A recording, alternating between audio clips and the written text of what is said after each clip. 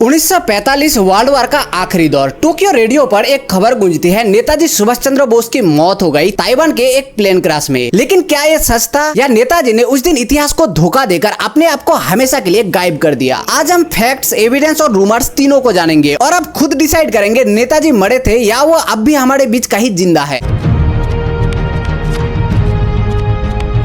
नेताजी सुभाष चंद्र बोस एक ऐसा नाम जिसने ब्रिटिश एम्पायर की नींव को हिला दी। इंडियन नेशनल आर्मी का फॉर्मेशन, आजाद हिंद गवर्नमेंट की घोषणा और तुम मुझे खून दो मैं तुम्हें आजादी दूंगा जैसे नारे, ये सब मिलकर उन्हें लाखों भारतीयों के दिल में एक हीरो बना देते हैं। लेकिन उनकी मौत का किस्सा उतना ही रहस्यमय है जितना उनकी जिंदगी का हर मोड़। 18 अगस्त 1945 ताइवान के ताइपे एयरपोर्ट से एक जापानीज मिलिट्री प्लेन उड़ान भरता है। उनके करीबियों के मुताबिक उसमें बैठे हैं नेताजी। टेक ऑफ के कुछ ही सेकंड के बाद एक जोरदार धमाका और प्लेन धुएं में गिरकर नीचे गिर जाता है। जापानीज डॉक्टर्स अनाउंस करते हैं नेताजी का शरीर 70% जल चुका है और उन्होंने हॉस्पिटल में दम तोड़ दिया। टोक्यो रेडियो ये खबर पूरी दुनिया में फैला देता है। लेकिन यहाँ से शुरू होती है पहली डाउट की कहानी। डाउट नंबर 1, कोई ऑफिशियल डेथ सर्टिफिकेट नहीं। आज तक नेताजी की मौत का ऑफिशियल डेथ सर्टिफिकेट एग्जिस्ट नहीं करता। कोई बॉडी रिकवर नहीं हुई, कोई डीएनए टेस्ट पॉसिबल नहीं था। सिर्फ जापानीज आर्मी की स्टेट्समैन और कुछ गवाह जिनकी क्रेडिबिलिटी पर सवाल उठते हैं। टोक्यो के रेंकोजी टेम्पल में आज भी एक कलश रखा है जिसमें कहा जाता है नेताजी की अस्थियां है। लेकिन इंटरेस्टिंग बात यह है कि इंडियन गवर्नमेंट ने कभी भी साइंटिफिकली प्रूव करने की कोशिश नहीं की है कि यह अस्थियां नेताजी की है। 2016 में जापान ने कहा हम डीएनए टेस्ट कराने के लिए रेडी है, लेकिन इंडिया ने अप्रूव नहीं किया। लेकिन क्यों? क्या सच सामने आने का डर था? डाउट नंबर 2, नेताजी को ताइवान में किसी ने नहीं देखा। ताइवान के रिकॉर्ड्स में नेताजी के नाम पर कोई पैसेंजर एंट्री नहीं है। 1945 के ताइवान गवर्नमेंट आर्काइव में प्लेन क्रैश का जिक्र है, लेकिन उसमें बोस का नाम नहीं है। तो फिर इस प्लेन क्रैश में नेताजी थे या फिर ये केयरफुली प्लान कवर अप था? कुछ हिस्टोरियंस मानते हैं कि नेताजी ताइवान से डायरेक्ट सोवियत यूनियन पहुंचे, कारण नेताजी चाहते थे कि रशिया के हेल्प से फिर से वो इंडिया में आर्म रिवोल्यूशन शुरू करेंगे। रशियन आर्काइव में भी कुछ सीक्रेट रेफरेंस मिले हैं जिनमें एक इंडियन लीडर के यूएसएसआर आने की बात है 1945 के बाद। क्या ये इंडियन लीडर नेताजी थे? सबसे पॉपुलर और ड्रामेटिक थ्योरी गुमनामी बाबा। 1970 से 1985 तक यूपी के फैजाबाद में एक मिस्टीरियस साधु रहते थे। कभी कैमरा के सामने नहीं आते थे, हमेशा पर्दे के पीछे से बात करते। उनके पास रेयर जर्मन बाइनोकुलर्स, जापानीज तलवार और बोस फैमिली की प्राइवेट चिट्ठियां जैसी कई चीजें थी। उनकी हैंडराइटिंग नेताजी के हैंडराइटिंग से 90% मैच करती थी।